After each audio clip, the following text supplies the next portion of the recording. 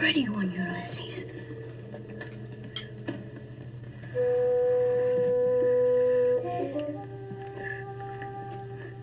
There it is. Hello BookTube, I'm Sean the Book Maniac. Welcome back to my channel. Here I am with just some thoughts. This is not a well thought out enough to be a review. It's just a hot take to express my disappointment that I didn't end up liking this book, Ghostwall by Sarah Moss. I loved the first half so much and then it just went to pot.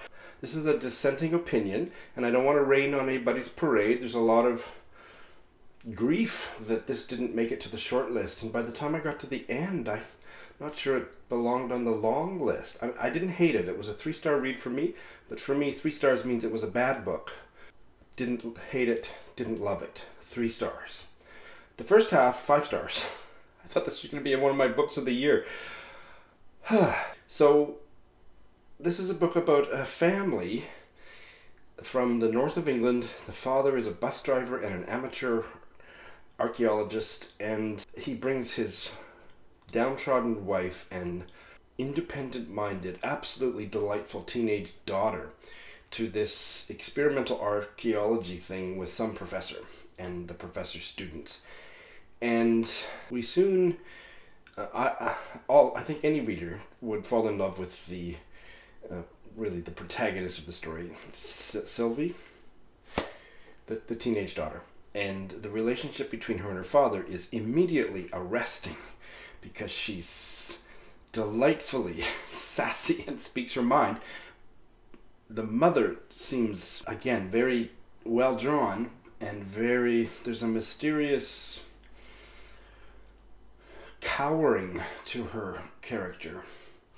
And the father, we quickly realize, is an asshole. And meanwhile, they're all doing this thing, this experimental archaeology where they're living in the wild and foraging and hunting and trying to live like the Stone Age people would have in that part of England.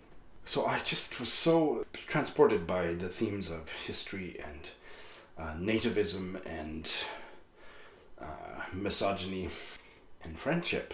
That there's a wonderful friendship that blossoms between Sylvie and one of the students who's equally feisty and independent and strong.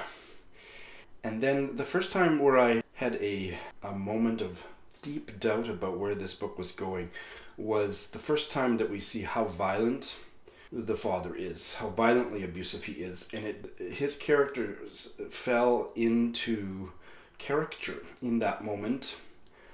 And his character never really recovered itself for me, but I still continued to enjoy large bits of it. But the farther I got into the second half of this book, almost nothing continued to be effective, and it just went to pieces.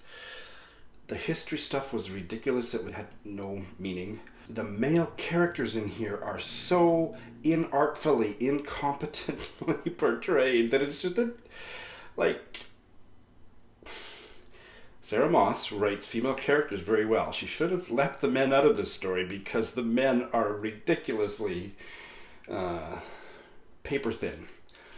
And then the what little plot there is in the second half is just really disappointing. There was so much potential and she botched it. So I don't think it deserved to be on the prize list, because it's not a very good book.